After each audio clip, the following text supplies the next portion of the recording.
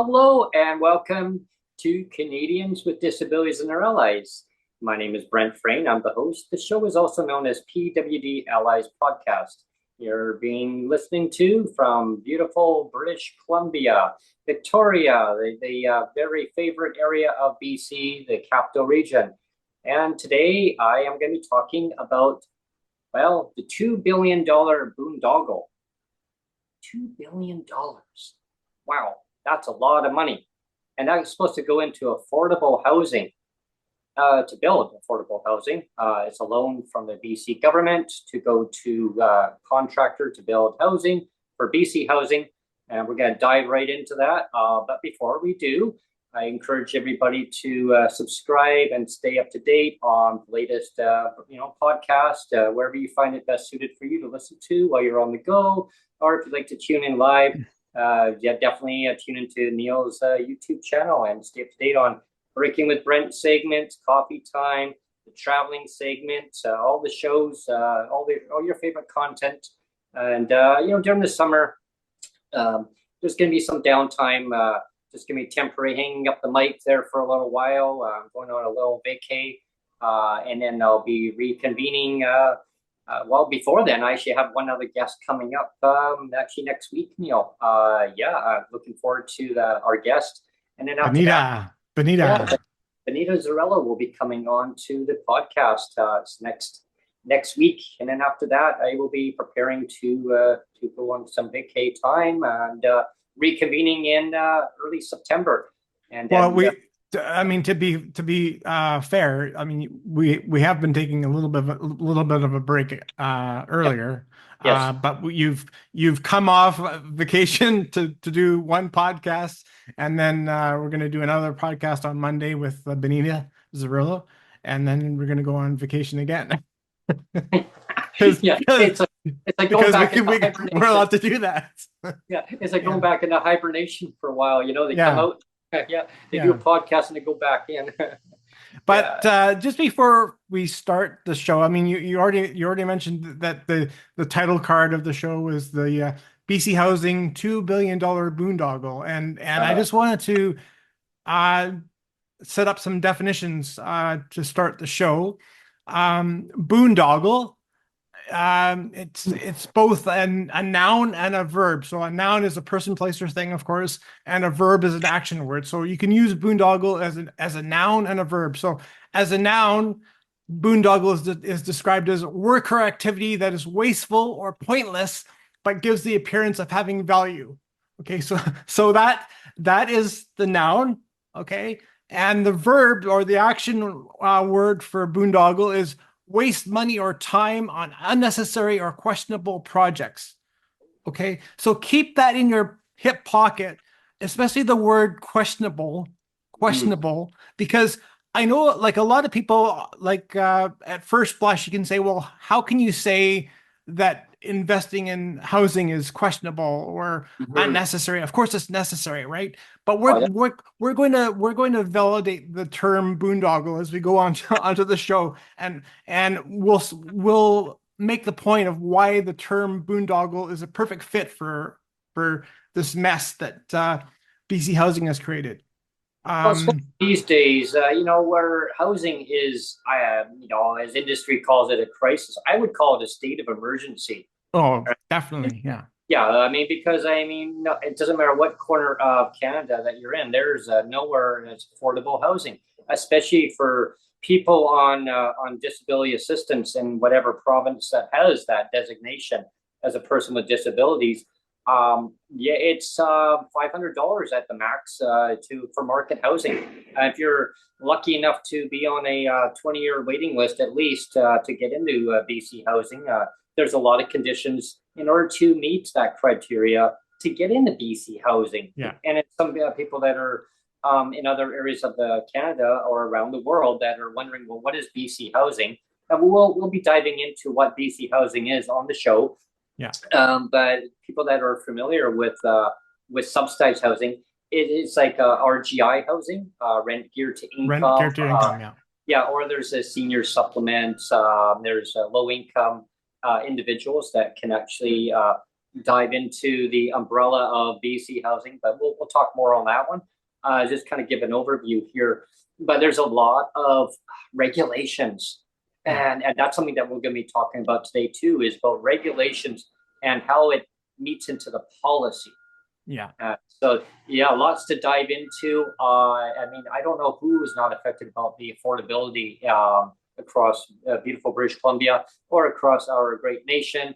Some people may differ with me on those words. They may say, well, it's not a great nation because affordability is crumbling.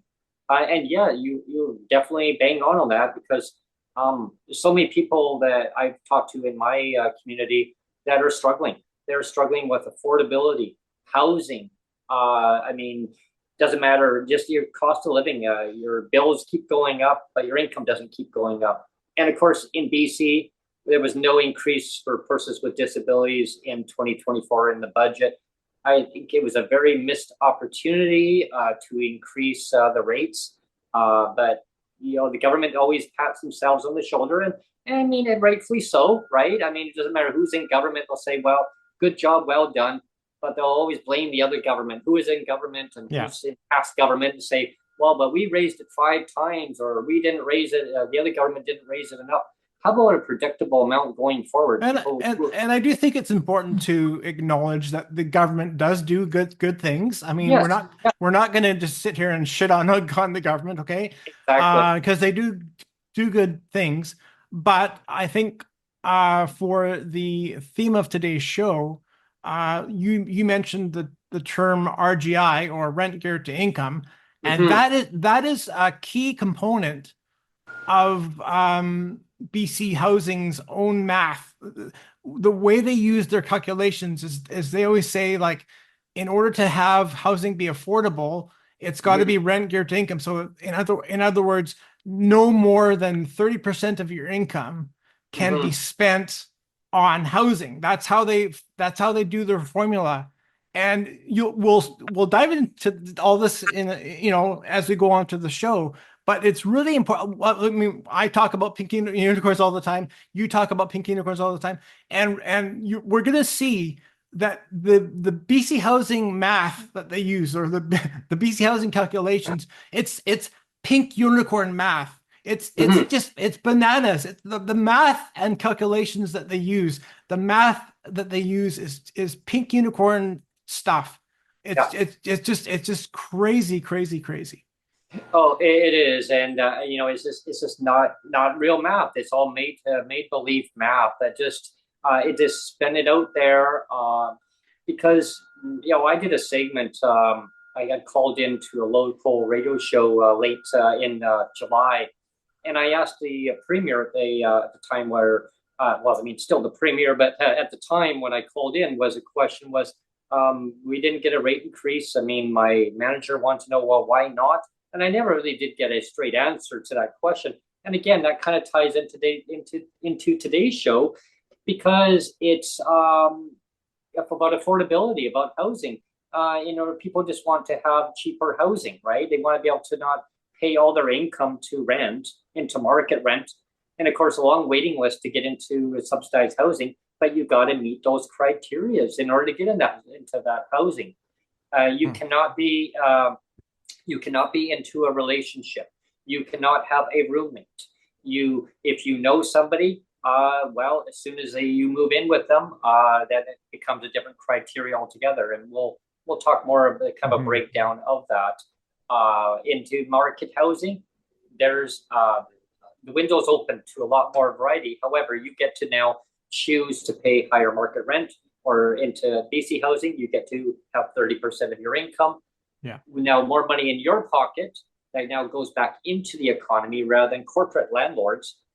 Of course, we could branch that over to market housing. However, unfortunately, the government hasn't done that. Not for PWD. They've done that for low-income individuals that are not PWD. That when I say PWD, meaning they don't get the shelter portion in market housing, so ones that are under the umbrella of BC housing, so they don't get that criteria.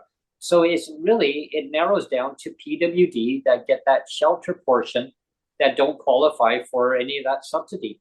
It's so Yeah. easy to change, to get rid of these regulations. I mean, it drives me batty, because everyone should have housing, right? And yeah. Yeah, and we talk all the time too about, I mean, I've mentioned this whole thing about the 12% solution. Yes. And what I mean by that is BC Housing says as long as we're providing affordable subsidized housing for 12% of the PWD population, Mhm. that's good enough. And the other 88% or 88 to 90%, they can pay market. That's fine because Mhm. we only have to account for the 10 to 12%. And again, more unicorn stuff. Yeah. But what I wanted to get into is I wanted to get into a little bit of the some actual numbers. Yes. And I'm going to try to go through this fast. It would be good if Joseph Vandermeer was here, our resident numbers guy, but I'm going to try to my best to run through some numbers. And again, like some of this stuff, you have to realize you're pulling numbers out of your ass a little bit. But for the most part, I did try to like I poured over quite a few websites, and so I tried to find the most common numbers like you're cherry picking a little bit, but you're trying to find the most common numbers that is publicized on a lot of these websites. Okay, so Yeah. just And Joseph would be pulling his hair out. yeah, just bear in mind that I'm doing my best impersonation of Joseph, and these numbers aren't like you know there's a little bit of play in the numbers, but having said that, here are some numbers I wanted to throw out. Uh, we can talk about average annual salary. It says in Vancouver. So this is for one person. The average annual salary in Vancouver is $62,000, and that sounds pretty good, eh? And then you can say the average annual salary for Toronto, it says, is around $58,000. So a little bit less, but we both know that Vancouver and Toronto are two of the highest markets for rents and for real estate costs, Yeah. right? Vancouver has now surpassed Toronto, by the way, just so everyone knows, and Right. for the unaffordability. So we've got 62,000 for Vancouver, we've got 58,000 for Toronto. That works out for an average annual salary for all of Canada. That works out to about $59,000 is the average annual salary. So that gives you one of the first benchmarks to look at. Now, when we when you think of a dual income family, you can say, well, okay, dual income is 60,000 time plus 60,000, that's 120,000, and that's some really rough math. And you can say, well, that's pretty good. But in actual fact, when you talk about household income, it's usually less than that because there's usually one person that's making a little bit more, and then there's one person that's making a bit less. So, like for example, and I've got the numbers here. Um, in BC, we're going to be focusing more on BC than anywhere else. But so let's take the BC numbers. You have the average household income is for BC is $108,600. Now that's before tax. Right. $108,600. That's the average household income. And so again, so you can see that it's not just 60,000 plus 60,000 for two incomes. It's Right. actually less than that, right? And so again, before we go any further, I did want to mention the term average Yes. versus median.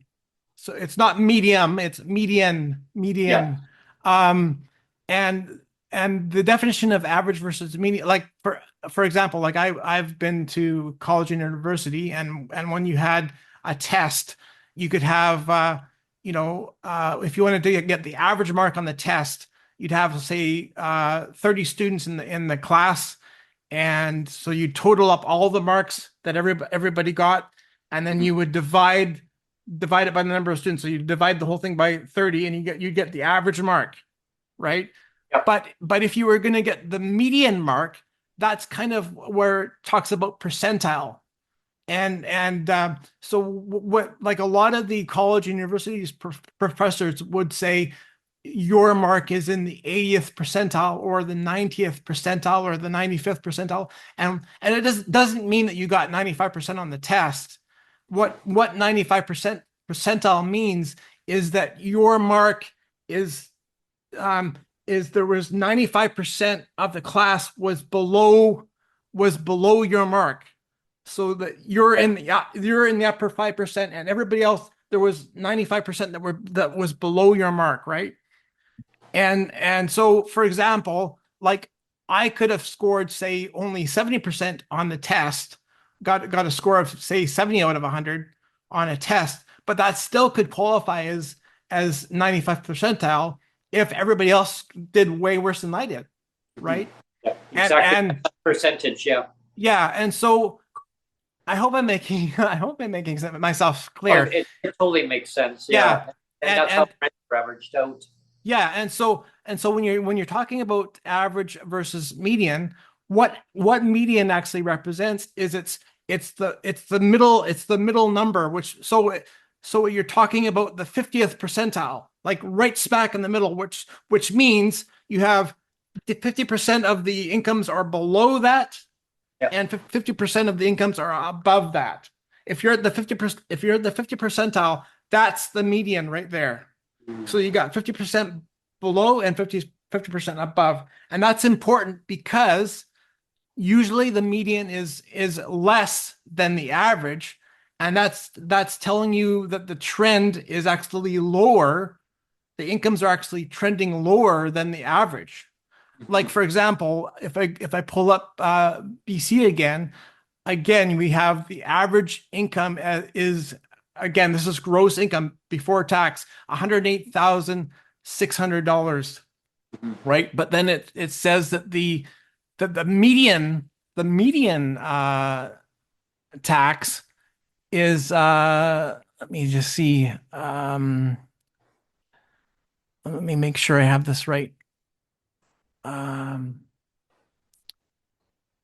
Okay, so yeah, that's the and so the median is actually only 85,000, Oh, which is quite a bit less, which shows you that if you take the average income and then compare it to the median, it means that there's a lot more incomes that are trending below the average. right. You have a whole pool of incomes that are actually trending below the average, and then you have maybe a few incomes that are way up there, but that's the exception, right? So you have a lot of or a few numbers that are up high, but most of the numbers, because it's dragging down the number, right? You're going from 108,000 Yeah, down to to 85. 85, which means you're dragging down the average. Yeah, and that's when there's the median rent, when they average it out. So the community that I grew up in Langley. So every so often I'll look at the median rents, and I'll look at the rents, and then further down on the rent site that I'll look at, it'll say average median rent, and it'll say $1,800. I'm thinking, oh, they're not renting for $1,800. I'm thinking these are like over $2,000 for $2,100, $2,200 for a one bedroom, two bedroom. You look at $2,700 minimum. Right. And so I look at these average, and I'm thinking, well, how do they come up with that? And so this, what we're explaining now, makes, but the income doesn't make sense because PWD are given maximum $500 for their shelter. I mean, a whole check. You and I both, Brent, are getting roughly $18,000 a year, and it has to be said too. And I've mentioned this before. Yeah. Like, I have a son, and because I have a clawback, though, because the provincial government is giving me a clawback, I'm actually getting a little bit less than you. Yes. Because of my clawback, even though I should be getting more because I have a son. They're gracing me with a clawback, so I'm actually getting a few dollars less than you. Yes, even though I have a son. But the whole reason why we're giving these median incomes is I want to transition now. So in BC, if you look at the median income, then it's actually a more accurate reflection of what the true average incomes are, really, Hmm. right? It's kind of a readjusted average, if you Yeah. want to think about it that way. Or it's not really a weighted average. It's kind of just a readjusted look at the averages, right? So in BC, the median average household income after taxes, this is after taxes, is only $76,000. So you've gone from 108,000 Yeah. all the way down to $76,000 after taxes. That's the household income. We're talking Wow. household income is $76,000 after taxes. Okay, so that's for BC, and in Ontario it's 79,500, so a bit higher actually. And the average in Canada though is actually uh, lower. It's 73,000 is the Oh, wow. average in Canada. So again, this is a median after-tax income is $73,000. So let's keep all those numbers in our back pocket. Okay. And um, I said we were going to talk about pink unicorn math here. Yeah. And then so you have there's an example that there was an article that Rob Shaw did just the other Oh, day, yeah. or the day before. Um, and so I'm gonna pull up some numbers that Rob Shaw used. Now again, this project or this program that the BC Housing has, it was originally called a housing hub. Yeah. Yeah. I think that The was BC what Housing Hub. Yeah. BC Housing Hub, and then it was like, oh, we kind of botched this, so let's rename it. So Repackage it.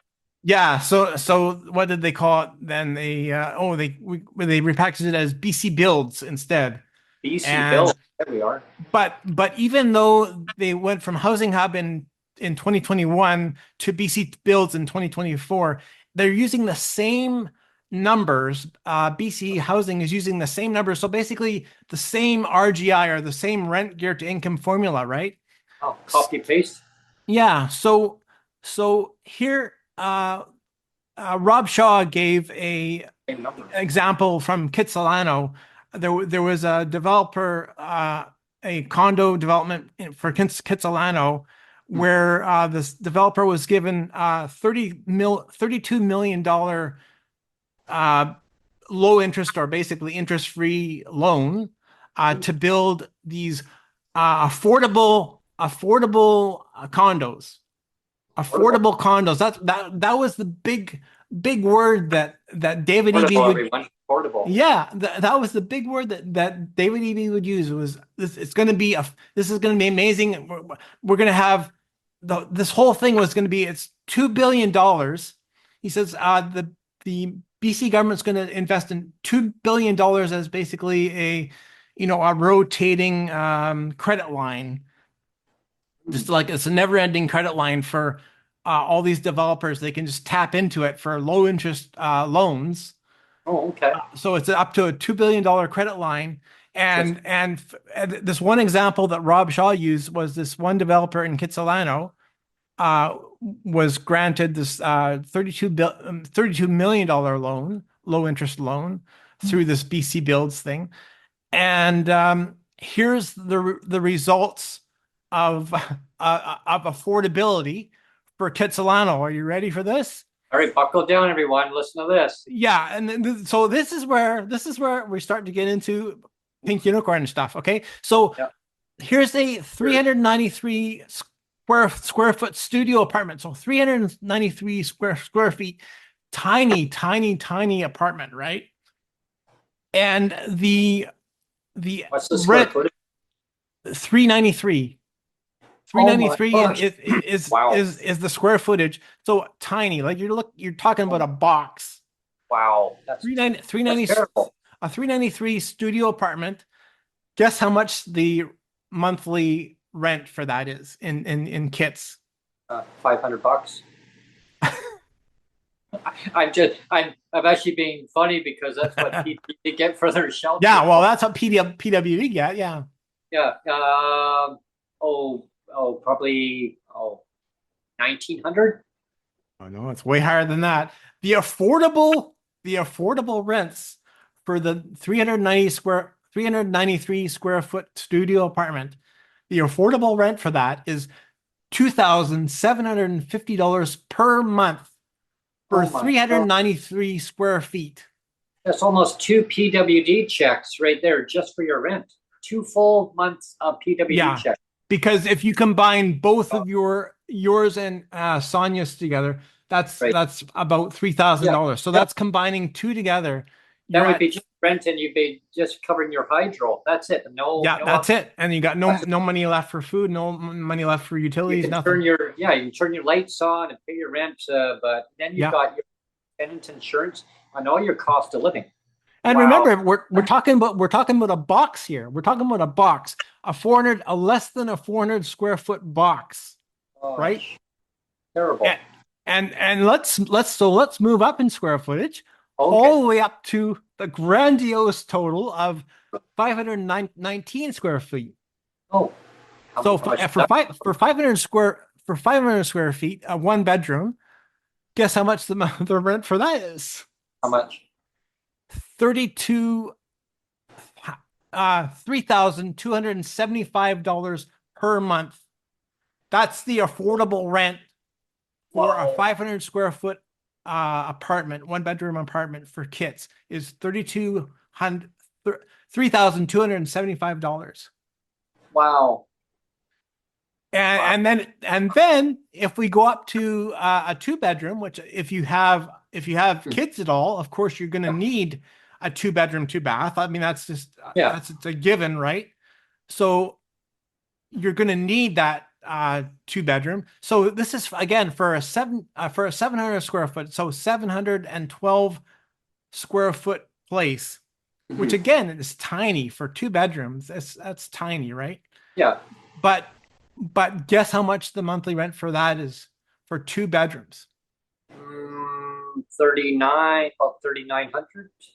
It's higher, higher. It's 40 42. $4,300 per month for a 700 square foot two bedroom is $4,300 per month.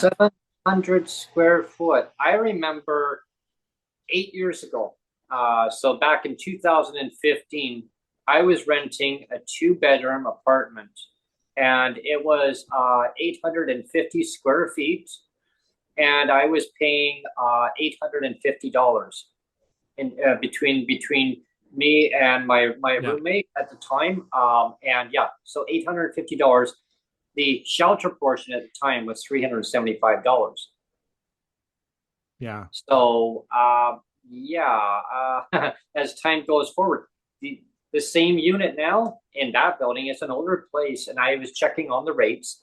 The same place now is going for $1,875. yeah.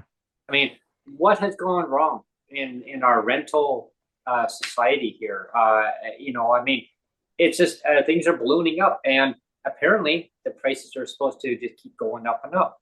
Yeah. And let's go back again. We talked about median. We talked about median, right? So the Yep. median average household income. So this is assuming two incomes Yep. per household. So the median average household income is only $76,000 after taxes. It's $76,000 after taxes. So if you take the 700 square foot example Mm. at $4,300 a month, 4,300. you're paying almost $52,000 just in rent alone. Okay, so you're if you minus $52,000 from $76,000, Yeah. what do you got left, right? Not a heck of a lot. Yeah. And And and you divide that by 12. and again, we're talking this is average. This is like middle income earners, which is the vast majority of people in BC. I mean, if we discount you and me, Brent, we're below poverty because we're people with disabilities. But if you take just the average Joe Blow that's living here in BC, you're median household income after taxes is going to be roughly $76,000. So you're going to tell me that flushing $52,000 in rents for a 2-bedroom, 700 square foot box, is that affordable? Is that affordable? Yeah. So I'm going to give everyone an example. What we're talking about affordability. And I'm not going to name any corporate landlords, but I'm going to be doing we'll be doing a show regarding this, be diving more into it. But Sonia and myself have lived experience on this issue that we're talking about right now. And that's why we're living in Victoria, Victoria, BC, Canada. Okay. So before we moved here, we were trying to find affordability in housing, right? There was nowhere to find.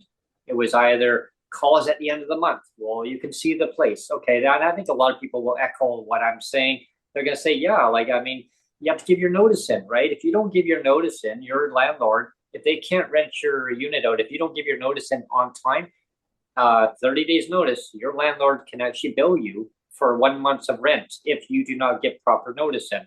You can give your notice in late, and you have to hope that they can rent that unit out. If they can't, you are liable for 1 month of rent. Okay, so it was fine. We were able to find where we are now in Victoria, but my point is that we applied around to 8 different corporate landlords. Okay. There was 9, but the one person actually went on the phone with me and actually told me didn't want me to waste my time, and they didn't want to waste me to waste their time. Simple question is, what is your income?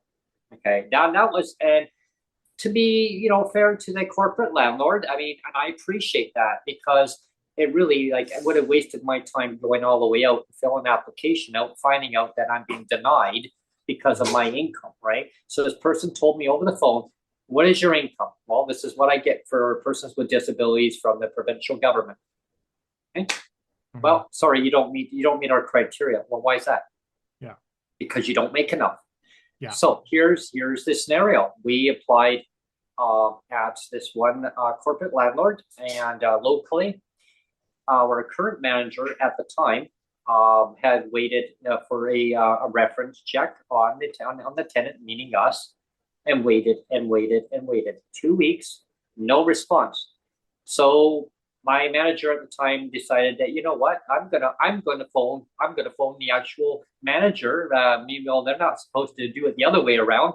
Phone the manager and said, hey, I'm waiting for you to phone me for a reference check. They applied there, and they need to give their notice in here because they can't afford this housing going forward, because their income is not going to be high enough, because once they get a rent increase, those increases are now going to exceed their income, and they found somewhere where it's affordable, and they didn't want us to move. They felt bad and sad that we felt that we needed to move. But again, the government didn't listen. When we said raise the rates, they didn't listen, and that was back then. So corporate landlords said, okay, well, come on in, right? So we went in. My manager was like, yay, okay, congratulations, I think you're going to have the place. I mean, awesome reference check. We always pay our rent on time. We don't cause a big kerfuffle on the place. So we went, and the manager says, okay, so can show me your income. And most landlords, I mean, that's what you're going to have to do. You're going to have to show your credentials, your proof of income. Where's your source of income? So we did. So this is our income. Mm-hmm. And the lady shook her head, just like back and forth. I'm like, okay, am I losing something? Like, is there a joke that I'm missing or something? And she's smiling at us. And okay, is that every 2 weeks, or no? That's once per month. Okay, yeah. So you're going to have to get your provincial government to give you a rate increase for both of you. We can rent it at no less than. I'll talk to corporate. She says, I'll talk to the corporate, to my boss at corporate. I'll see if they can do it for $4,000 minimum to rent to you. Usually they would want about $42,500 each. So we would normally do it for $5,000, but I think we could probably do it for $2,000 minimum, so $4,000. I said, there's no way. There's no way the government's going to give us a rate increase again. And that was for a place that was $1,510 at that time per month for a two-bedroom. A two-bedroom, folks. Yeah. $1,510. The going price was $1,535, but Sonia says, well, I saw it for $1,510. She says, fine, I'll give it to you for $1,510, but I need to see your income. As soon as they saw that, they said normally we would rent for $80,000, but we'll negotiate. We'll go down as far as we can. $80,000. Yeah. Well, this is a great segue, Brent. Yeah, this place was built in the 1990s, folks. Yeah, I live in a place here in Victoria, 1967. This place, and I can tell you right now, for people that are looking for a place in Victoria, $2,250 for a two-bedroom in this building right now.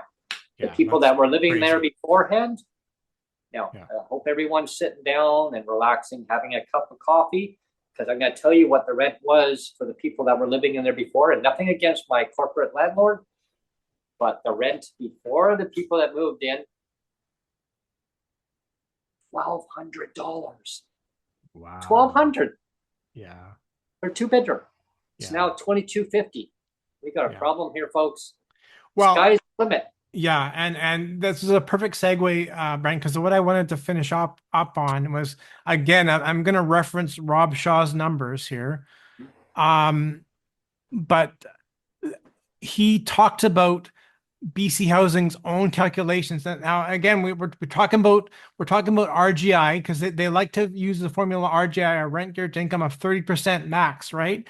Yeah. So using BC Housing's own formula of RGI of 30% income, according to them, if you have a let's see, if you're single with no kids, in order to afford the studio or one-bedroom apartment, so again, the studio or one bedroom, so we're talking the 393 or 500 square foot place, right?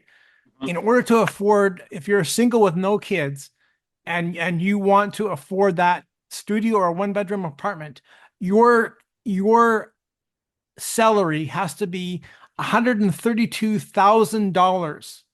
$132,000 to afford the studio apartment. This is using BC Housing's own, like, this is not just pulled out of his ass. This is not pulled out of Rob Shaw's ass. This is Rob Shaw investigating BC Housing's own formulations, own calculations, and according to BC Housing's own calculations, in order to afford that studio apartment of 400 square feet, you have to be earning $132,000 per year. And let's refresh people's memory that the maximum average, we're talking average annual salary that we talked about earlier for BC was $108,000. That's the average for most. So already, like, if you're only making average income, you're not making that $132,000 studio apartment. Exactly. But then if you have kids, so if you're like a married couple with a kid or two kids, and so you need a two-bedroom place. So here is the numbers. Again, this is BC Housing's own calculations. We're not pulling this out of thin air. This is Rob Shaw, and I borrowed his numbers. According to Rob Shaw and according to BC Housing, you need to be making $192,000 to afford that two-bedroom, 700 square foot place. Wow. Who makes $192,000? And that's where we're talking pink unicorn stuff, right? Because again, let's remember you had David Eby. I mean, like you said before, he was in charge of he was the housing minister for a while. Yeah, yes, right. Yeah, he was. And he was the attorney general, I think, too. Yeah. And he was the attorney general as well. And Yeah, and so back when they first introduced this program of this housing hub back in 2021 originally, Hmm. it was like this is gonna be great. We're gonna have this $2 billion rotating credit line Hmm. where all these developers can just dive into that and build all these affordable houses. Fabulous. Well, Yeah, you I know. know, and I just wanted to finish off with the last quote from Rob Shaw, and this goes back to remember what boondoggle is. Oh yeah. Remember what the definition of boondoggle is. So here's the quote from Rob Shaw. The government's success in actually achieving anything that a normal person might consider affordable is questionable at best. Is questionable at best. And so if we go I, back, if we go back to the definition of boondoggle, this is why the definition of boondoggle fits, is because the verb for boondoggle, the action word for boondoggle, is waste money or time on unnecessary or questionable projects. hmm. And there you have Rob Shaw himself using the word questionable, is questionable at best because it's not affordable to the average Joe below. Absolutely. You're already pricing out. You're already saying that the only of the elite, only the top 10% can afford Housing. these rents, and Yeah. and the rest, like, we're not going to even care about you, Yeah. right? And there's you see, there's a huge problem where people can't afford just their basic housing. We got a serious state of emergency happening across our nation where people can't even afford just to put a roof over their head, and they have to sleep in their cars or sleep in tents or sleep at bus benches. And there was a gentleman sleeping at a bus bench just down the road from here this morning. I went by and I woke him up. I said, "Wakey, wakey, huh?" And he goes, "Where am I?" He goes, "Where am I?" I said, "Well, you're in Victoria." He goes, "No, I'm in hell." He goes, "This is what the government has created. They've allowed this housing market." He says, and then he told me, all levels of government need to get to the table and figure this mess out and base it upon a person's income so they can afford to put a roof over their Right. head. And I Right. said, "Well, we're going to be doing a segment today." And he has internet access. So, sir, I really hope that you're actually watching today's segment because this is actually for you. Mhm. And yes, I'm going to keep advocating, as well as Neil and all of us other advocates and advocacy groups across Canada, pushing the government to do the right thing Yeah. and make housing affordable for everybody. And also, we talk about the CDB, that'll be another segment. But again, let's get this done right. Let's get rid of all the red tape, jump through all these little hoops and all these regulations. They're developing the regulations right now as we speak. They're wanting input. Input, Mhm. do it right the first time, how it's supposed to be actually purposely meant to be helping people. But unfortunately, this is kind of a good segue into our next episode, because next episode our guest, we're going to be talking about regarding the CDB and Yeah. why it's only 200. So it'll be interesting Yeah. to see Yeah. what's going to happen on that one. But again, I'm going to keep advocating about raising our rates. For PWD seniors that are PWD, and we can't forget that, everybody. As we age, we're going to be seniors. We're still going to Yeah. have our disabilities. They don't magically disappear at They just get 65. worse. They just Yeah, get they just get worse. worse. And I Yeah. need the government to, and this is no slight on any government, okay? So we're not picking here to use a podcast to pick on government of the say, Mhm. darts throwing. I need you to wake up, okay? Like, please wake up and actually change regulations so that people can afford a roof over their head, okay? Mhm. Because I don't know how many times we need to keep saying it. Like, oh, at 65, oh yeah, your disability status disappears, poof, gone. Yeah. Now you're on a senior supplement. You might have CPP. You might have GIS. OAS. Why I Yeah. know that? Because I used to do my mom's income taxes, so I know, like, what is this? CPP. Well, I mean, if you paid enough into it, but what if you didn't? Now you're going to have very Well, like even my if you mom did had pay very, into it, even if you did pay into it, they claw it back. yeah. That's what happened to my mom. My Yeah. mom's got So it's claw. like why bother working? Why bother paying into anything? Because the government just calls it back anyway. Yeah. But what I wanted to do before we end the show, Brent, I wanted to bring it back to a real world example and use yourself as an example, Brent, because actually you and Sonia are actually the low bar. We have to say that you and Sonia are the low bar for rents, really, honestly, for Victoria, because you are getting a smoking deal. It doesn't sound like a smoking deal, but you guys are getting a smoking deal at paying only, well, in quotations, you're paying only around $1,500 per month. 1461. 1461. Yeah, so for all intents and purposes, average up to 1,500, but that's a smoking deal, right?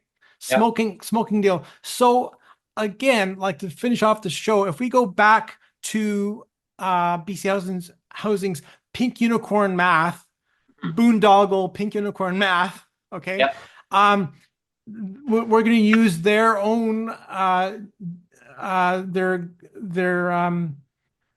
30% income formulation, right? Rent geared to income, the 30% rent geared to income formula. If you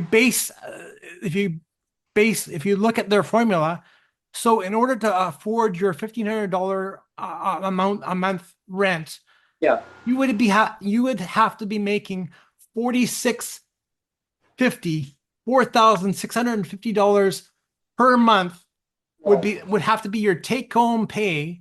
$4,650 for both you and Sonia in order to qualify for RGI. Like you wouldn't even qualify for your $1,500 place where you're in right now, which is a smoking deal. We have to say again, smoking deal. But according to the pink unicorn math of BC Housing, they're saying that the rent geared to income formula is $4,650 that you have to be making in order to afford your place. That kind of goes exactly $4,650. That kind of goes exactly what I mentioned earlier in the podcast, everyone, that a place that we applied at that we never heard back from, and then our manager had to phone the place back that was supposed to phone them for a reference for us. 2 weeks of our time wasted. I was beyond livid. Pissed because they knew the answer, and again, they said they would do it for no less than like $4,000. They said most likely $4,500. $2,500 each. So again, what Neil just mentioned, like that's kind of almost in that same ballpark figure for here. Yeah. So I wonder why why people are having a struggle trying to get affordable housing. So again, this is your example, and you are on PWD, and I am on PWD, and supposedly BC Housing is supposed to be geared for people that are vulnerable, right? Most vulnerable. Okay. But according to BC Housing's own formulations, they're saying that $4,650 per month is what you're supposed to be making, which translates, if you times that by 12, I just did the calculation now, it turns out to be $55,800 per year. So in order to qualify for your place that you're in right now, which again is a smoking deal, you're supposed to be making almost $56,000 per year in order to afford the place you're in right now. Sonia, how come the government hasn't raised our rates then? Oh my gosh! She said. Don't know. You need to be making $56,000 per year in order to afford the place you're in right now. That's the pink unicorn math we're talking about. That's why this whole well, no, this is household income. Oh, household income. Yes, household. That's right. Not individual, which it should be based on individual. And we already said that we already talked about median. We already talked about the median income, right? So again, to refresh people's memory, the median household income for BC is actually after taxes. After taxes is important. It's only $76,000. This is the average for most people in BC is $76,000. But BC Housing wants you to be making a person that's on PWD assistance wants you to be making $56,000 a year in order to afford your smoking deal $1,500 per month. Wow. So one ministry is not keeping up So with actually what BC Housing is telling, what the actual yes, here is. so that tells you everything you need to know about how bad this pink unicorn stuff is. So I It's guess they're going to have to retro back that amount then. yeah. I guess what would actually kind of good with this segment is also they recently I saw on social media that 23.5% increase over 2 years. Oh yeah. Right. We didn't even touch on that yet, but we can. We can touch on that. So maybe we can maybe get our listeners to maybe understand what we're talking about here. Like what? 23.5% rent increase. This was approved by the RTB, the Residential Tenancy Branch in British Columbia. Now, it was approved for one landlord. Okay. Do I believe that would be just one landlord? A 23.5% increase, meaning that if a landlord had claimed, or landlords can claim that because of interest rates, that their mortgage payments are now through the roof, which majority of landlords, their mortgage payments are high because property taxes keep going up. Okay, they don't never come down. It's like rents. I remember, and I'll get into a whole rant, but I mean, I remember many decades ago looking at a newspaper. I'd be doing my paper, looking through an area for bike parts, bike shops. Then I came across rentals. Well, I thought rentals. Well, maybe I could rent a bike. Well, what is this? Housing. Well, what's this? And I see cheap housing. And my mom actually was going to the grocery store. She passed by me. You're supposed to be delivering papers, Brent, not reading the newspaper. I go, I was just looking in the section. Why are you so interested in this? I go, well, it was about housing. Housing. Okay, housing is housing. Don't worry about it. Government, PWD, you're always going to have enough money to cover your rent. Don't worry about it. The government We've got your back. We've got your back. She told me, I argued with her, she goes, they will always take care of the disabled people and seniors in this province. Don't worry about it. I said, not according to our neighbor. Well, he's just a miserable person next door. Don't you talk to him, okay? He's just grumpy. And I said, well, and he told me that they won't take care. They didn't take care of his pension because he was a senior. Oh, well, he doesn't know what he's talking about because I just talked to the worker with my senior's pension and they will take care of it. Don't worry. Fast forward through time. Guess what, folks? Yeah. Anyway, so the rant and rave on this 23.5% increase, I'm really concerned. I'm concerned that it can be a ripple effect. Now, the housing minister basically had chimed into this, and he said, well, it was one of those one-offs. Apparently a one-off situation. Don't worry, like it's going to be fine. Yeah, like it's nothing to worry about, folks. Take me at my word. Yeah. So I wonder, this timestamp, I wonder, fast forward, what's going to happen with that? Because what I'm concerned is PWD and seniors and people on low income in British Columbia pay the majority of their income or all of their income in some cases and on rent, market like rent. 95%, some cases. In some cases, 100%. 100% on rent, yeah. And I was reading a breakdown of it, and it was saying that 165 hours a person would have to work extra per year on top of their full-time employment in order to afford just that 23.5% increase on rent. What would that do to PWD? Like our rent right now, we got a smoking big good deal here where we are. Is it the perfect place? No, I mean we could dive into a whole segment and talk about that. We have some really miserable people that we have as tenants who live above us. They make noise all hours of the night. We've mentioned to our management.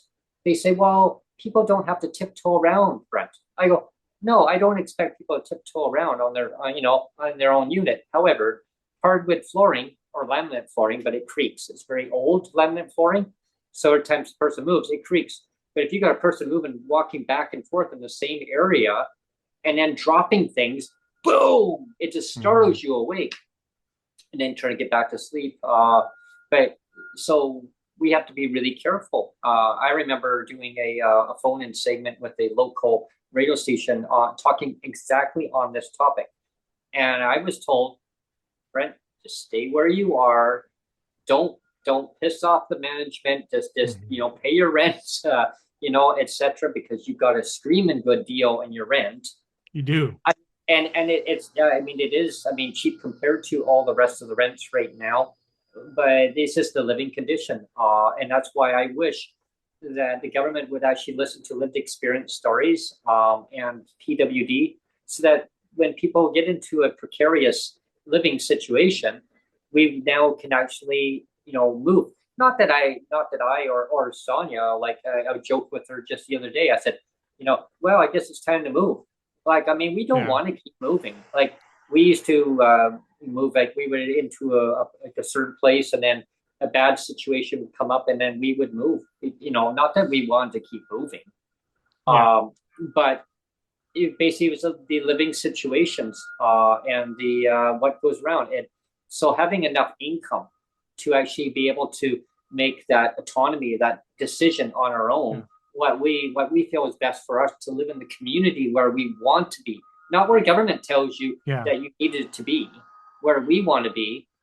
And I'm going to use the government's wording on that. I'm going to throw back and say, well, you need to be in the community that you want to be in, where you grew up, or where you want. Well, yeah, that's what we want. But we were in the community that we wanted to be in. We told social media, actually a news hour, a whole bunch of media actually. At one point, we had cameras all over the place. Every time we turn around, can I do an interview with you? Can I do? Sure. And we talked about lived experience. And this goes back into COVID time, right? Where we had that supplement, a $300 supplement for PWD in BC. It made a huge difference in our lives. Massive difference, yeah. I was able to buy nutritional food, things that normally that I could not afford to go and buy on a regular basis. Sonia was able to buy a lot more vegetables, like a lot more vitamins, nutrients, like stuff that she needs for her diabetes and for her, just for her well-being in general. And we were also able to maintain where we were living. When we had to move to another unit in our building, people probably don't know that we had moved to another unit in our building, no fault of our own, but the rent was higher.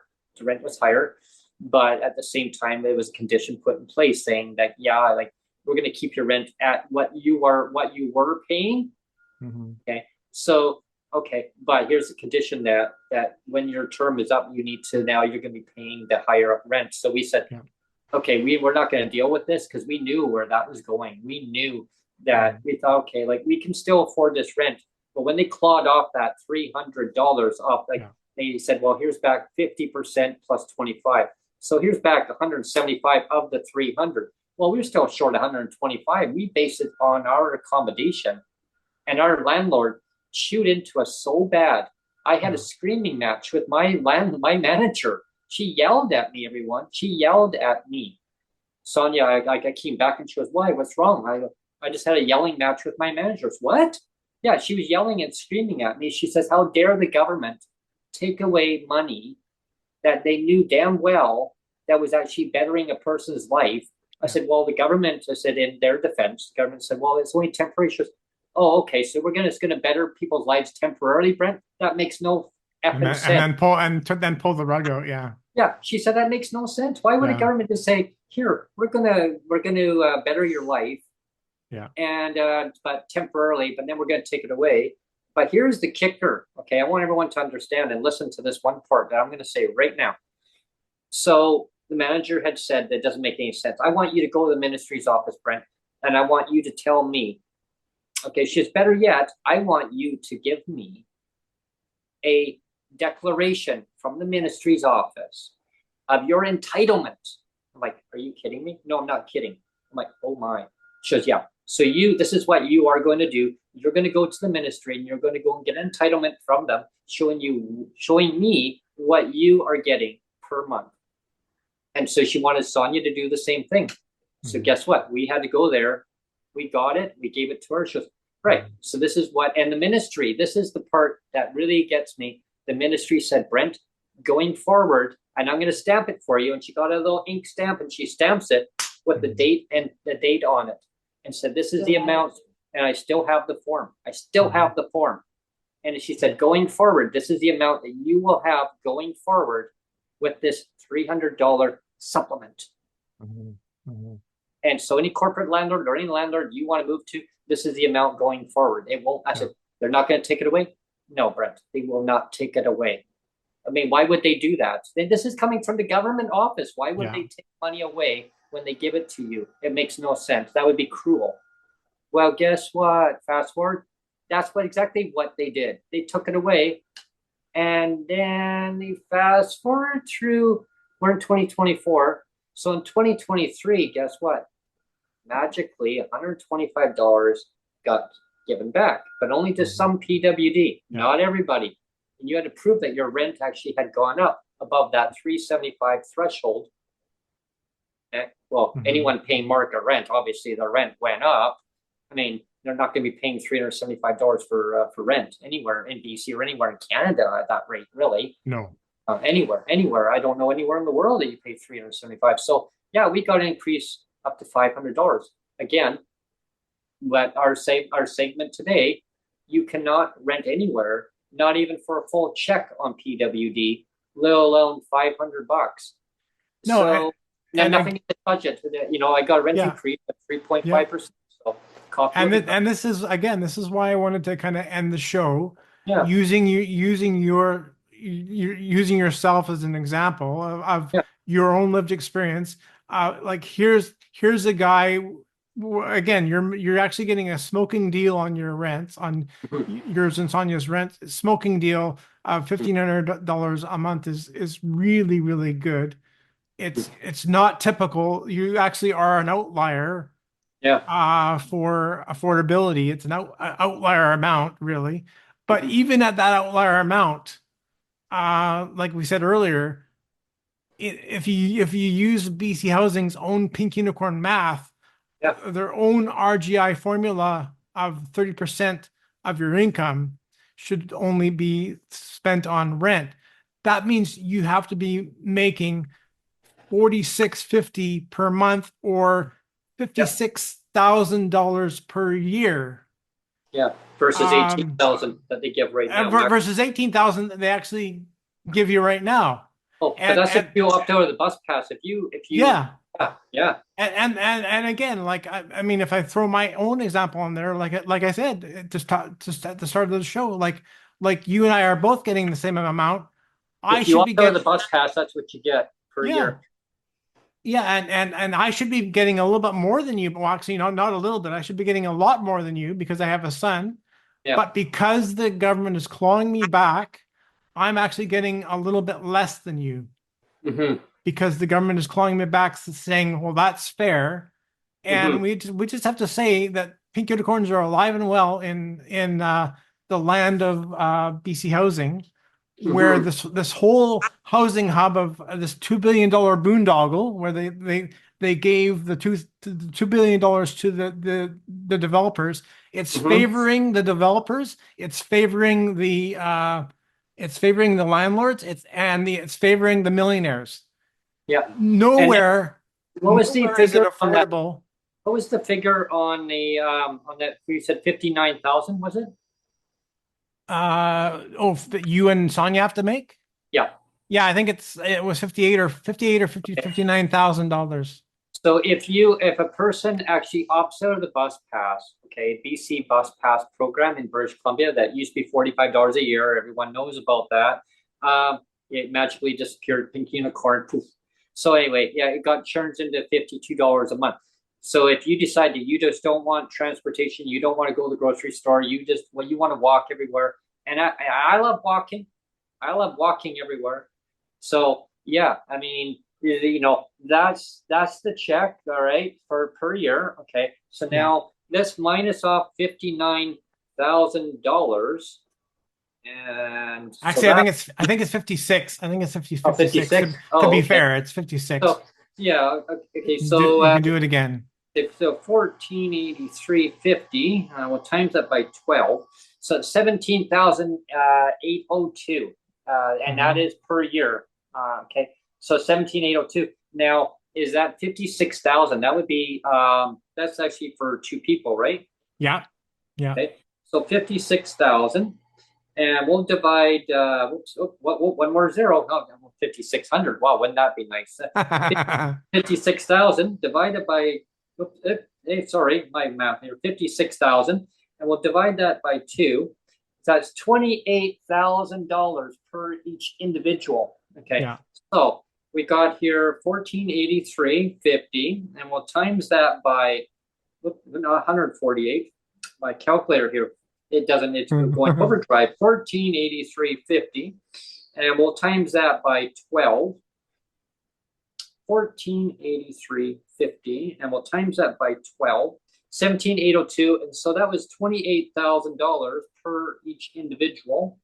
So we're short $10,198 is more each person needs in order to afford a very basic 393 square foot place. Yeah. Oh my gosh.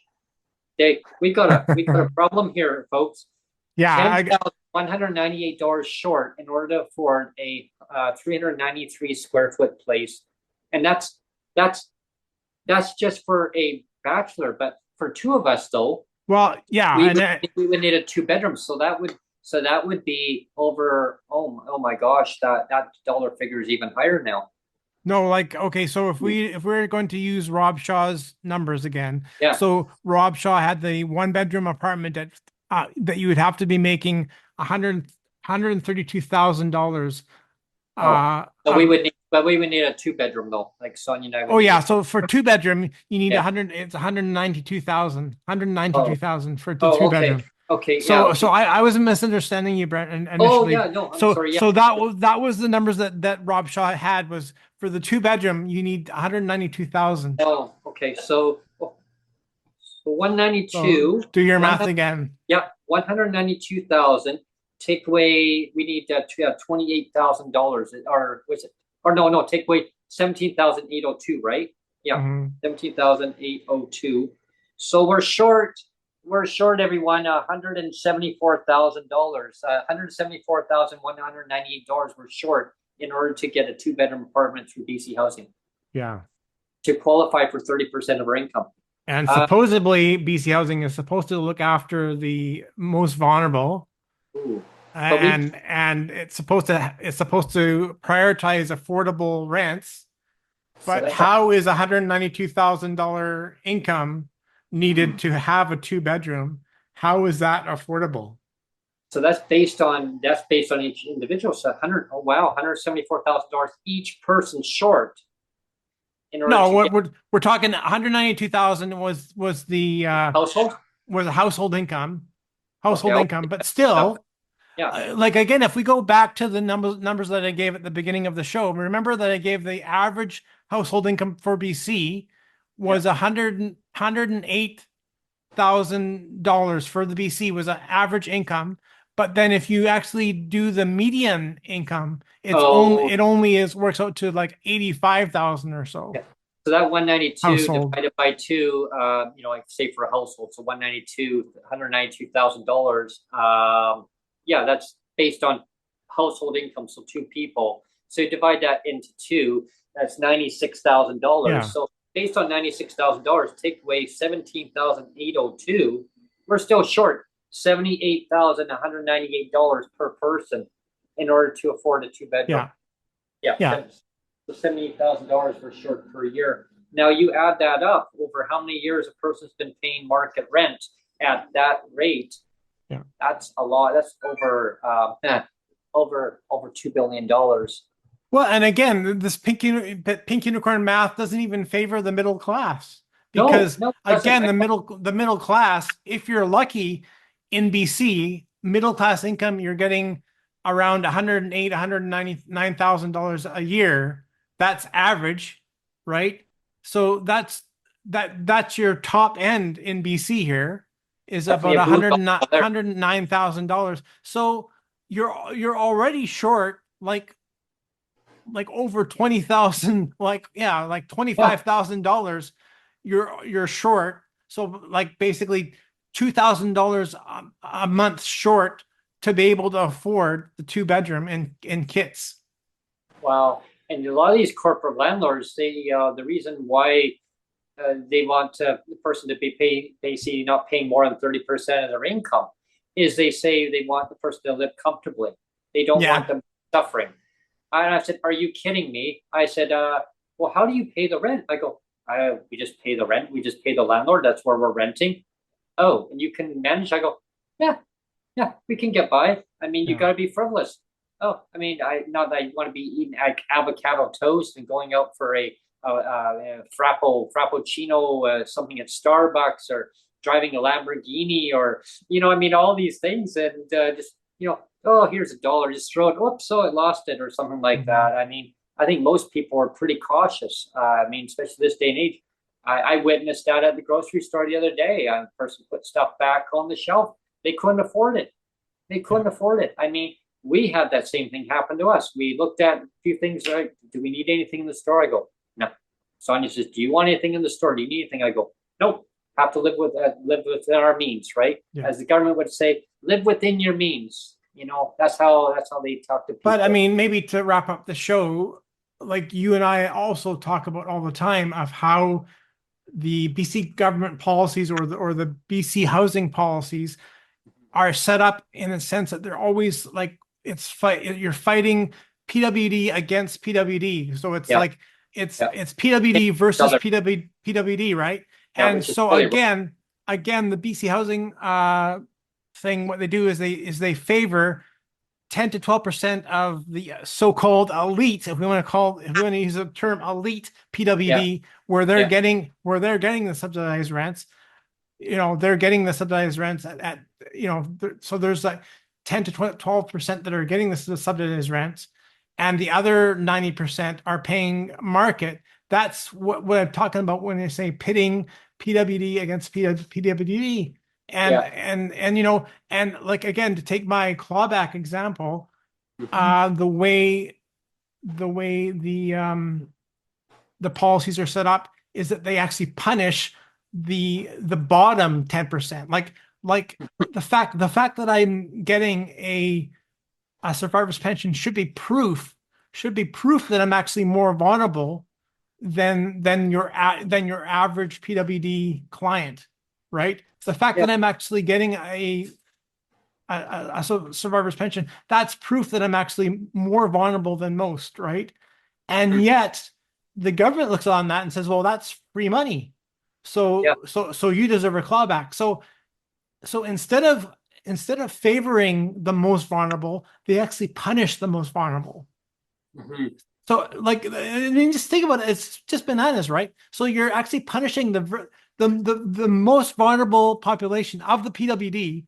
You're saying, well, if you're like a widow or a widower with a kid, like, you deserve to be punished. You're in the bottom 10%, and we're gonna punish the shit out of you. How does that make sense? And then on the flip side, they favor the 10%. They say, well, you have the elite PWD that's in the 10%. We'll give you your subsidy. We'll give you your rent, your income. That's fine. But the other 90%, you're screwed. You're up to the creek without a paddle, because pink unicorns exist in the world of BC housing. Pink unicorns are a real thing, like I always say. I spoke to a person who used to work for the federal government.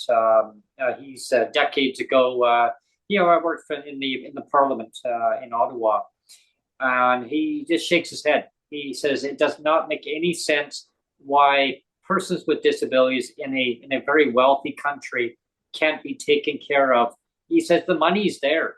He said it's just a misdistribution, and he's about prioritizing what hell the government allocates the money. And this is coming from an MP, everybody, a former MP. He said it's an income distribution, and it's about how government wants to prioritize their citizens and how they respect and let them live in dignity and respect, and let them make decisions. He goes, I can tell you, he says, if I want to live in such and such a province right now, sir, I can just go. I don't need permission. I don't need to say, this is where I need to live. I don't need to say, hey, I'm still a senior. do I need to prove that I'm a senior? I go, apparently, well, person with disabilities, you need to prove why you still need help in another province. He goes, oh, are they still playing that game? He says, tell them to go back into their little playpen and actually fix the regulations. Again, this is what we're talking about today. It's regulations, folks. It's regulations. Yeah. They need to be completely rewritten. And we've actually told them this is how to do things. Jeff Leggett, Sonia, and myself have actually told the minister, this is the guidelines on how to change things. Yeah. And guess what? Status quo. We haven't heard nothing. All we keep hearing is, well, we're waiting on the federal government. The federal government saying, well, no, it's up to the provincial government it's their jurisdiction. I need both of you to actually stop doing this because it really affects people's lives, their well-being. I'm not going to mention the person. I'll say that there recently on social media, there was a tragedy of a person who lost their life recently due to poverty. There was a lot more about eviction. And maybe whoever is actually listening to it, if you want to come on and do a show, you're more than welcome. Reach out to Neil or myself. All I will say is her name was Erin. Okay. And it really touched me very deeply. I think it would be better that whoever really knew her very closely would be better for that person to come on and in permission, maybe from the family member or whatever, and maybe to come on if you want to talk about it, because it was actually brought to my attention that maybe for us to do a segment. I would love to do a segment, but I don't think it would be better for me to speak on behalf of that person. I agree. I think it's it's really criminal what the stuff that happens. But like, in order to honor the person properly, like if we don't really know her that well, it's not our place to really talk about her. Like we'd want to get somebody that really knew her and could really speak to her life and her lived experience. Like if we just came on here and talked about her, it would come across as cheaper and genuine, and I don't want to do that. I don't want to cheapen it because it's disgusting. It's disgusting, the stuff that's going on now where people are dying and the government just is like, well, they're like, they kind of brush it off and say, oh, another stat. That's unfortunate.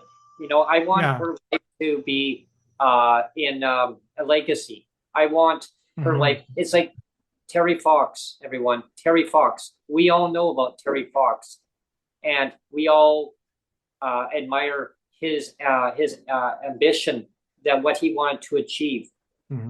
Someone says, "Hey, Brent, you should do that." One of my neighbors, you should go walk across Canada. I don't know. Will I? I don't know. That'd be a good break-in with Brent now, wouldn't it? No, that should be a traveling segment now, wouldn't it? Yeah? But I guess to make my point across is that we need to recognize the issues in today's society and actually find a solution. Let's solve them. Why are things happening? And we can fix these things. It just takes that ambition, the know-how, or the maybe not know-how, but be proactive. Let's work and let's find solutions and fix the problems. I mean, we can't fix it all at once, but we have a lot of great ideas.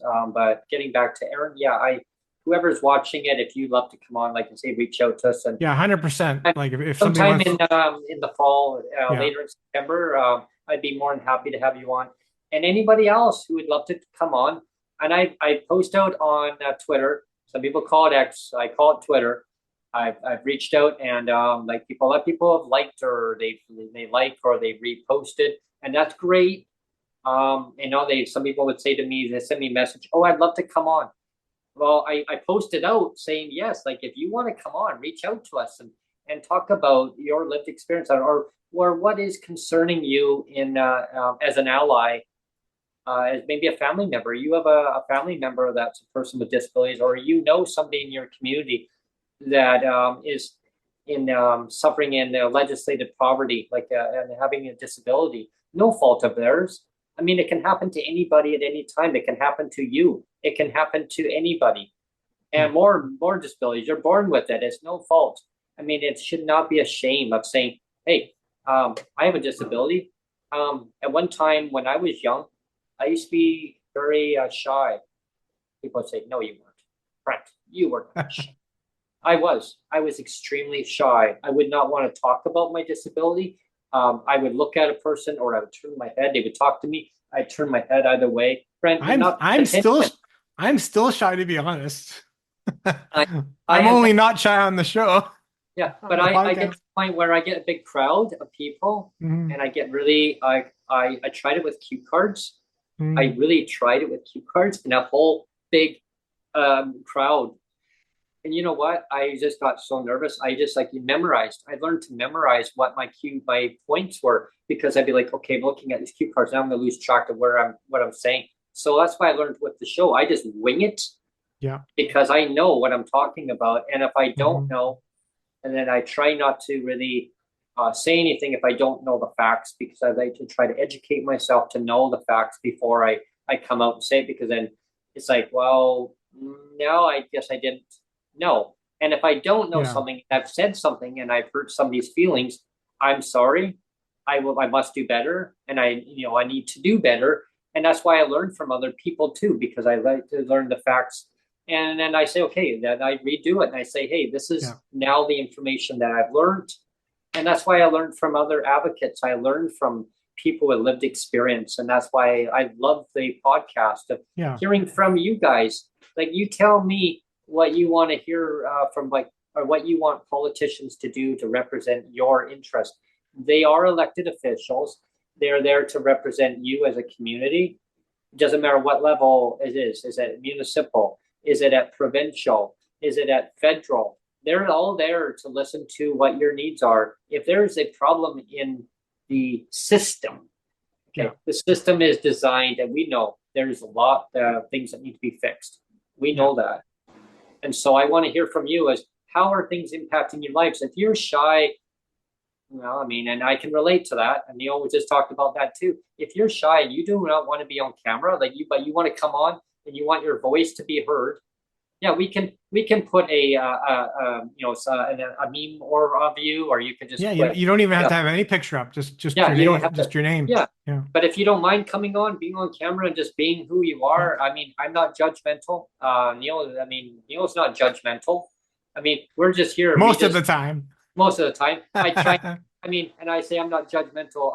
I'm only critical when it comes to government, and I'm trying to really take a neutral stand on it. I just get really ticked off when the things that make sense that are done deliberately to keep people in legislative poverty. There's no reason for it. Well, and so this will be my closing comment, Brent, and I'm glad you said that you're getting ticked off, because I have to say, I get ticked off too, right? And I don't enjoy picking on people, and I don't like making things personal, but I just wanted to end off and say, again, David Eby, when he didn't agree to do the debates, he was we have an election coming up, and he was invited to do all leaders debate, and he said no thanks. No thanks. I'm fine. I don't want to debate. And let's remind people that don't know, that might not be in BC or might not know EB that well. This guy was a lawyer. Okay, so he's made his living on defending himself and other people, and so this lawyer type person says, no thanks, I don't want to defend myself. I'd rather hide away and not say anything. Well, I'm sorry, that's not good enough. And I know, the last podcast, I bugged him about not being honest. This whole thing about pink unicorns. Let's tell the truth. I bugged him for 6 years, at least 24 emails. Like I said, 6 years and 24 emails, and I said, tell me the truth of what a pension is. And like I said, it was crickets. I mean, is that good enough? No Here, responses back from his here emails. again, here's a lawyer that should be like that. One of your jobs as a lawyer is to represent truth and represent justice and represent righteousness. That is your job. That is your job as a lawyer. And it's your job to defend yourself and defend others. And he got invited to a leadership debate, and he's like, "No, thanks. I'm Oh, good. oh, I'm wow. good." And I'm sorry, that's not good enough. So I just want to say this is free advice for David Eby, who is ever telling you to just no thanks, I'm good. You need to fire them on the spot. Who's ever giving you advice, who's ever your yes man is of giving you bad advice of saying don't show up to a leadership debate, Hmm. fire them because they are no good. Fire them on the spot. That's my free advice for David Eby. My ending. Thanks, Neil, on that. My ending comments for today's podcast. I'll just summarize it up. I wholeheartedly believe that democracy, everyone having debates in democracy, either we agree with each other at times, throughout society, different viewpoints, and that's great. I mean, I have my advocacy, what I advocate for about housing. I have certain key topics that I advocate for a lot. A lot of people know me about the 375 guy, because I advocate so much about the shelter portion. The reason why I advocated so much about it was because I saw the trend that housing was slowly starting to become unaffordable many decades ago. And as I described many times, or I talk about many times, that I would sit and read the newspaper. Yeah, some of my customers got a little irritated when I delivered newspaper. I'm supposed to be giving them the newspaper. I still got it to them on time because I was still running ahead of schedule because I just wanted to get my paper route done so that I could have more time to do my homework at home. So when I saw the trend happening over time, I thought, you know what? When I got into advocacy, I thought, you know what? I'm going to keep fighting this. I saw the trend happening after my mom kept telling me for many decades since I was a little kid, don't worry, the government's going to take care of their citizens. I saw things happening. My mom didn't believe it. My mom didn't want to believe it, I think. Mm-hmm. My doctor, he was beyond pissed off, beyond. And I'm not going to swear on the podcast. I'm not going to be pointing mudslings at or bow and arrows at the government. Mm-hmm. But my doctor, I heard him. I was actually told to leave his office. He lost it, and his receptionist said, "Okay, Brent, you need to go and have lunch. Can you come back after lunch break, and we're going to reconvene?" Wait for the doctor to cool down a little bit. Yeah. Basically, it was because he had a yelling match with the government on the phone. He said, "You want a lawsuit?" He says, "I'm all game. Let's do it." They said, "Let's do it." He said, I've got tons of money." You know what? The government said, "Well, we've got top lawyers. We've got tons of money too."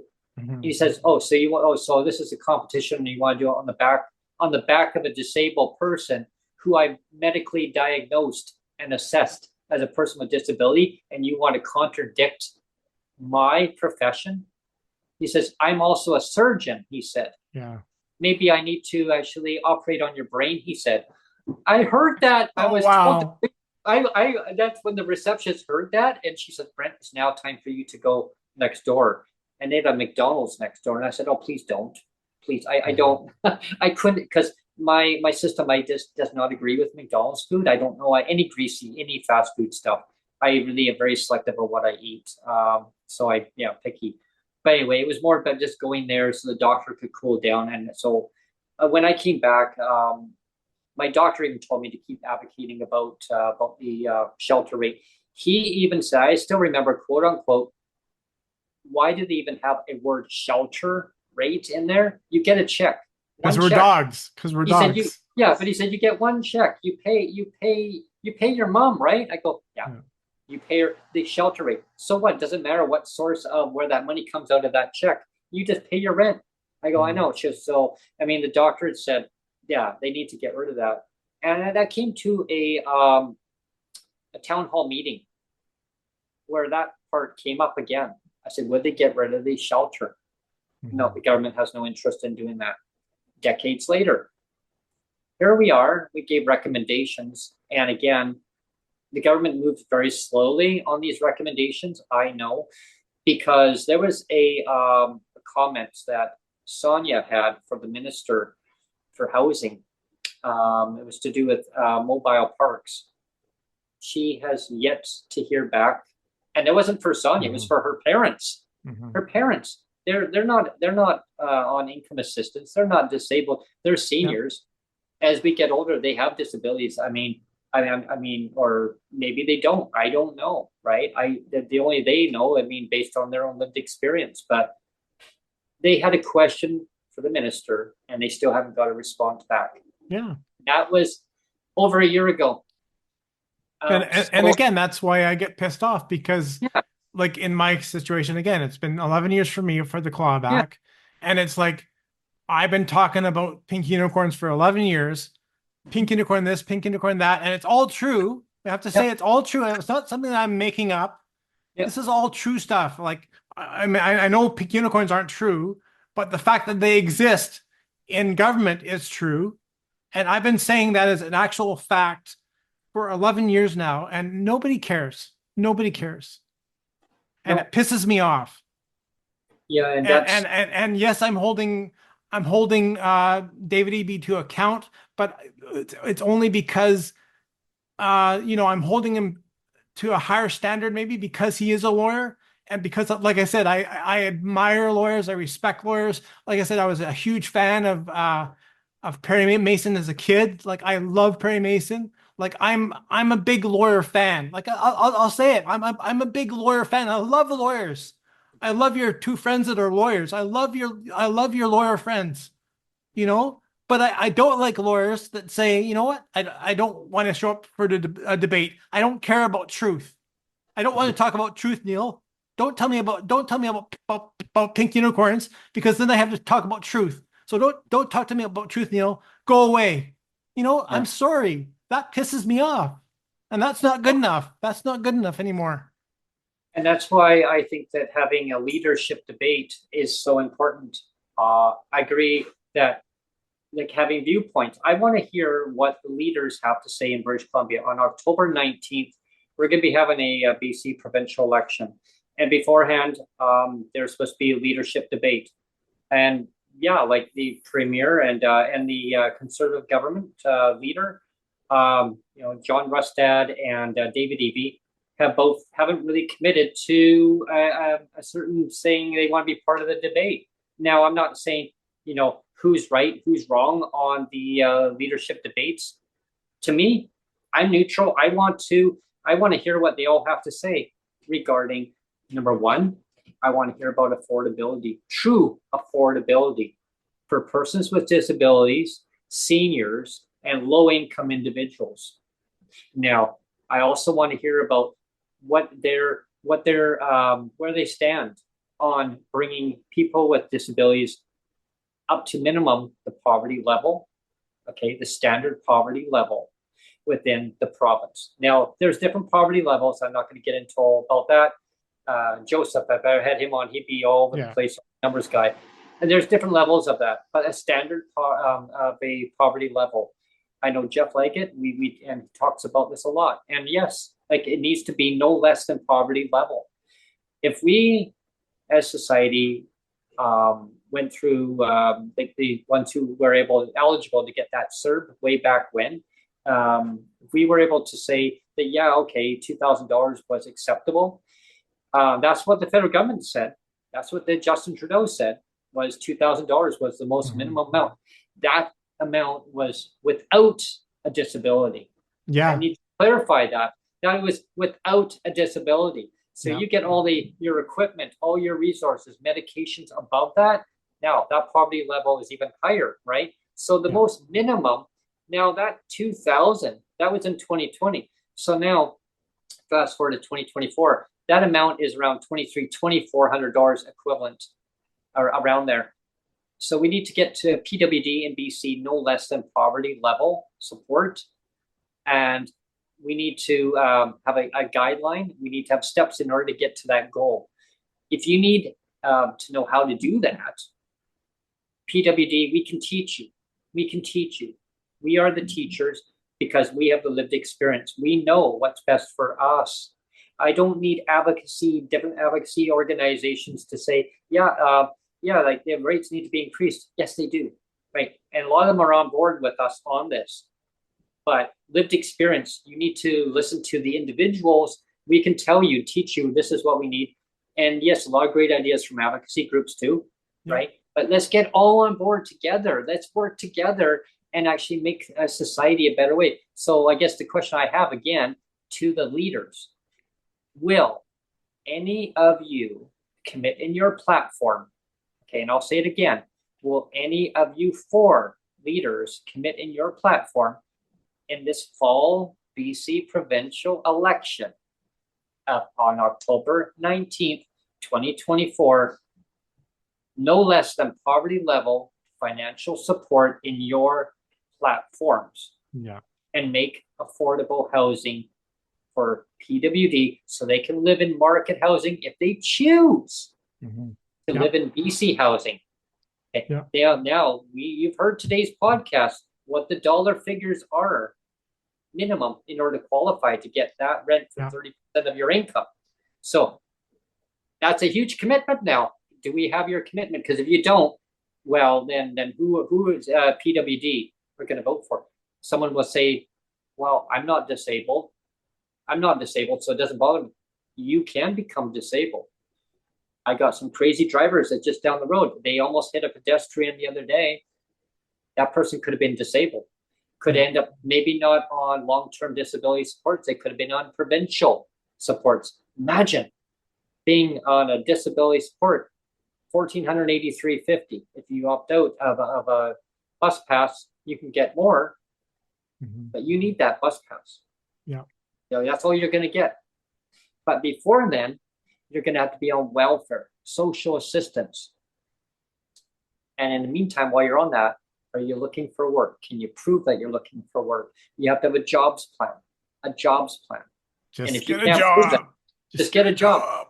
And that kind of goes to, before we end the segment, that kind of leads to, some people had said to me, so I heard you were on the radio. What exactly was it? We only heard a soundbite. What was it that you asked David Eby, the premier? And I said, well, I due to copyright, I mean, like, I'm not allowed, I couldn't share the whole audio. I wish I could have. I really, really wish. Yeah, we wanted to protect ourselves. I mean, but I can say for myself, like, I can say what I said. Like, I can say that my rent went up and my landlord asked me, why? Well, I mean, we gave you a rent increase. Why didn't the government give you an increase? I mean, it's only fair we give you an increase. It needs to, otherwise you've got to take it out of somewhere else. I go, well, if I don't take it out of somewhere else, then you don't get your rent, and guess what? Then I'm evicted. I'm on the street. So I have no choice but to take it out of somewhere else. And yes, I did. I had to take it out of my internet, my cable package at home. I had to redo things. Just so people know, I did get a better deal in the long term here. It was pretty bad nightmare for a while. We were doing my podcast and I was using data on my off my cell phone. And luckily I was able to use my neighbor's Wi-Fi for a bit, but they moved. So timing worked out well. I want to thank the people who actually helped contribute to that to help me get the down payment funding to get that service going, because there was some proration in getting that going, and now I got a really good deal. It didn't have to be that way, but because I got a rent increase, Sonia had to cut back too. Like, there's areas where we had to cut back, but yeah. I mean, how many more times do we have to keep cutting back? Like, where do you keep cutting back? I mean, do you cut back on your meals per day? I can tell you, yeah, we cut back on our meals per day. Live within your means. Live within your means, Brent. Well, that's how the government would talk. They'll say, yeah, live within your means. And so again, I mean, how do you live within your means though? when you don't qualify for BC housing under certain their regulations. If So I, you're part of the elite PWD, you do, yeah, or if you're a developer, you do, or if you're a millionaire, you do. yeah. So you're getting like when I mentioned about that on the radio, like it was like the answer was, well, have you thought about looking at getting a job? You might want to look into that. So my question was about why wasn't the rates increased? The response was, well, maybe look at getting a job. It really is the job going to be the solution? I had a job, sir. Mm-hmm. To the premier who's listening to it. And I had a job too, and you clawed back my pension. I had a job. I injured myself on the job, repetitious work over time. My disabilities got in the way of different occupational work over time. And I injured myself so severely that I can't do the kind of work that I used to do. And as we get older, we get more disabilities. And the ones that you did have from many decades ago, disabilities, they actually say, hi, remember me? I'm here now. I'm back. And they actually escalate. And We're back. So again, the jobs, how about listen to lived experience, do the right thing, raise the rates up to a livable income, or better yet, put a basic income in. Start by showing up to leadership debates, David Eby. Yeah, start there. Start there. I want to hear where do you stand on, like, again, I want a commitment as a disability advocate within British Columbia, and I'm sure other advocates across the country. If you listen to this podcast, I want you to tag David Eby and all the leaders that are running in British Columbia. Ask them the same question. I'll get Neil to name off the different leaders that are running. But here's the question again, in case you missed it earlier in the podcast, and I'll repeat it again.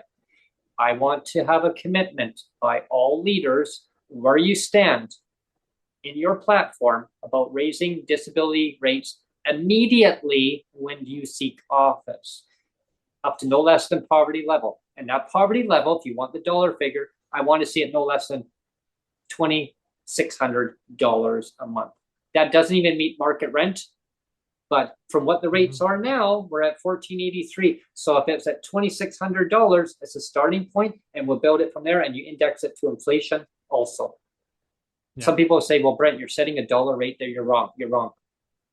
Well, am I wrong at basically having rates at $1,483 and you can't even afford market rent? What's wrong? Living in a tent? Mm-hmm. I can tell you down on Pandora Avenue, there's a lot of people with disabilities in there, have complex issues. I'm not even going to dive into that because each individual have their own individual situations why they're homeless. They need to have a roof over their head. They need to have housing. Well, and again, the BC housing math, the way it is, the pink unicorn math, the way it is, they're catering to the not even the middle class. They're catering to the upper middle class. Yeah, which is shocking. Which is just stupid. And that's why I got into a big debate on the phone with BC Housing. I said, so I used the word guarantee. I used the word guarantee because that was my word, guarantee. Like guaranteed. I mean, you think of GIS, guaranteed income supplement, right? For seniors, guaranteed. That's where I pulled that word from, guaranteed, just so everybody knows. And I used that terminology to BC Housing. They did not like that because that word is not in their vocabulary when it comes down to policies and regulations. So he said, the gentleman said, sir, why do you, can I see just your name? I said, Brent. Brent, he goes, good. That way I can actually talk to you. And he said, why do you keep using the word guarantee? I go, because I want to guarantee that if that we were to apply, or I was to apply there, that I could get into housing. I can tell you that there's a 0% chance that you would get into this kind of housing. Okay. So what should be a guarantee of BC Housing? They're mandated. Part of their mandate is to look after the most vulnerable of BC. That's part of their mandate. Mm-hmm. And so that's a guarantee right there. And then they're just saying, the reason why he said they're guaranteed that I wouldn't get into BC Housing, he goes, because you can't just go from market housing and say, oh, I want cheaper rent. It doesn't work that way. you have to have your building sold. It needs to be condemned, or you're fleeing violence. Yeah, like and that's market housing too. Yeah. So Many years ago. Years ago, Sonia was in BC Housing many years ago. The criteria has obviously changed since then. Yeah. But also to PWD, this is the interesting part where BC Housing said if there's two PWD, okay, and they know each other, but as soon as they get into BC Housing and they apply under an application, now you're now going to be one file, one income, okay? So you may know each other, but according to BC Housing, no, like you need to be in a relationship, like you need to follow our guidelines, our policy. And so if you know each other, like that doesn't mean anything. You have to follow their guidelines. So I said, okay, so I got some people in my community that are looking for housing. Oh, okay. Yeah. And they know each other. Can they just be like roommates or friends or maybe acquaintances? They know each other. I said, I know lots of people in the community. No, they have to be in a relationship, or they can apply singly. They can then qualify. So just because they know each other, they can't just move into each other with each other, because in order to make housing better, like make housing like more freely for more people, right? So if you get two people that said, hey, we get along, hey, you want to get a place, BC Housing, it's cheaper. Doesn't work that way, he said. And especially if they're two PWD, they go under one file. So you get less income and you need to fall under your guidelines, but hey, you get to have housing. He goes, if you meet the criteria of BC Housing. And now as we talk today, if you meet, and that was one of the key words, if you meet the criteria, I go, what do you mean meet the criteria? Well, those are some of the ideas that I've thrown at you, sir, but you would have to fill out the application and we would have to assess it. And that is why the whole thing is a boondoggle. Boondoggle it is. Boondoggle it is. Until next time, everyone, stay tuned to our next guest next week. It's going to be a good interview. Really looking forward to our next interview. It's going to be related to about the Canada Disability Benefit and why the rates are the way they are, or the proposed rate, should we say. Could that change? Could the rates change and the criteria? I guess we'll find out what's going to happen. And yeah, it's today's the 15th. And I had posted out, today is today 15th, 16th. No, it's 15th today, yeah. Is it? Yeah. Tomorrow's the 16th. Yes, because I had changed the date on the actual day of the actual show. And somebody had pointed out, no, you put the wrong date on there, Brent. Well, no, actually, I didn't put the wrong date in, actually, after all. Yeah. And the reason why? Thanks, Alan. I changed the date, but hey. The reason why? And the reason why tomorrow, actually on Friday, is actually the very special day. It's the sad day. Sonia. Okay, what was it, Sonia? You can go ahead and say it. Sonia is going to give a message to all our podcast listeners. Now listen to this. 47 years ago today, Elvis Presley died. 47 years ago on Friday, the 16th, Elvis Presley died. 47 years ago. Elvis has left the building. And so many people will be listening to it and saying, Elvis Presley? Some people will say, oh my gosh, who's that? Who's Elvis? He was the king of rock and roll. He still is. But he's making records. And he's still making records. He's still making records. Yes. There's still albums getting pumped out there. I mean, wow, right? I mean, who would have thought? Technology. That's going to be a day that it's the day of Elvis Day. So guess who gets to listen to Elvis all day? But yeah, we'll be back on Monday for Bonita, and then as you said, you'll be back on vacay again, and we'll reconvene at some point. But this has been a super packed, super extended episode. But I hope people appreciated it. I did try to do my best Joseph impersonation, Joseph Vandermeer as the numbers guy. hope I did justice with the numbers. I did spend quite a bit of time going through all the numbers. So it's like I said, I just didn't pull the numbers out on my butt. I tried to pick the best numbers I could. And as I said, we borrowed from the article as well from Rob Shaw. So yeah. Yeah, I really hope everyone's really enjoyed today's longer extended segment. Normally we don't do a really long segments. I mean, people would say to me, "Oh, really, Brent? Oh, I remember way back in the Twitter sphere days of the Twitter space, you used to do hours segments." But since we did a relaunch, we've actually really toned down the segments. And so that we keep our audience really entertained and really so that we should keep the shows focused. Today there was lots to cover. I just don't want to. I just don't want to see people having to live in legislative poverty in Canada. It doesn't matter who it is. Nobody deserves to have to make choices, awkward choices in their life between housing, food, medication, etc., etc. Why? And also, my vacay that's coming up. Sonia's my vacay that's coming up soon. People are going to think, well, where are you going? Where are you going? Well, hopefully, as long as there's not a strike. Okay, that's the key word. But it's still going to happen one way or another. Even if there is, we got a plan B set up anyway. So, should we say where we're going, Neil? Should we tell them? Can you do it in a minute? I can do it in 1 minute. Okay.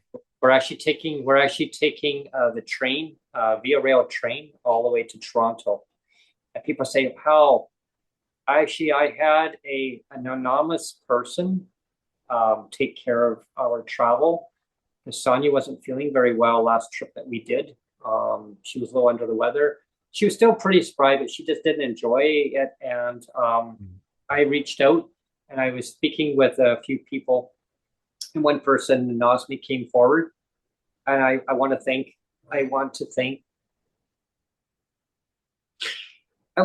the person for doing this. I have no words. I just want to thank the person so much for doing this. Sonia was very grateful hearing the news too. You made our day. You made our day, and it's going to be so memorable. CN and CPKC, your management, do not ruin this trip. Okay. If for some reason that you don't allow Via Rail to continue through, we've got a plan B. So we're going to have a good time. I'm hoping I don't have to do plan B because it's on a different rail line altogether. But it'll still be memorable. It'll still be fun. It just won't be as fun because I want to go and see the birdie. Sonia and I want to go and visit the birdie. And Birdie's looking forward to us coming out. Somebody doesn't know that we're coming out yet. Oh. Somebody that's running for council. Oh. Okay. Hey. Oh, I won't say the name. Or maybe I should. Hey, Dan. Yeah, you don't know that we were going to be coming out there. So I guess I just spilled the beans. Geez.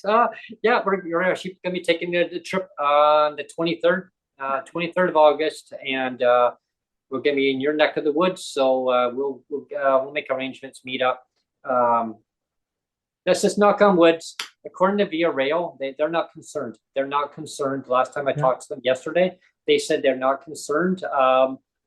They think there will be a green light because they have to use CP tracks for kilometers here and there, and then they go on to CN. Yeah, they should be able to go. But if they don't, we've got a plan B. We'll be going through the US on Amtrak, so a little ways, just not as far. But anyway, that's the exciting news. But I'm so grateful to the anonymous contributor that actually took care of our travel. It took a lot of strain and worry from us because we just wouldn't be able to do it. But Sonia said, I want to redo this trip. And I said, well, I just can't financially do that right now. I just can't. Well, we could do a little bit of it, but we just not I want to end the podcast on happy tears, and we're almost at 2 hours, so we've got to get out of here before 2 hours. But we'll just end the podcast on happy tears and happy trails everybody until Monday. Until Monday, the 19th, August 19th, and our next guest will be on, and we'll look forward to seeing everybody tune in. And just everyone knows that on the 19th, Monday, August 19th, is going to be a pre-recorded session. Pre-recorded session, And that the chat, it'll be premiered later in the day. And when that opens up, it'll only be live chat. So what you're going to be seeing is the broadcast from earlier in the day, and you'll be able to communicate with each other. You just won't be able to communicate with the actual guest that's on. Just to let everyone know how that works. So we will probably be in chat. Yeah, we'll be in chat, and we'll be watching back the episode with everybody else in chat. So the chat will be live, but the actual broadcast will be pre-recorded, pre-taped. So you're not going to be able to interact with the guest because it won't be a live taping. It'll be it's like preempted. Yeah. I just want to let everyone know about that. So thanks, and I look forward to having your feedback on today's show and also on Monday's show. Hopefully that we can get a lot covered on that show too. It'd be interesting. Thank you very much, everyone. Thanks for tuning in. Thanks, everyone.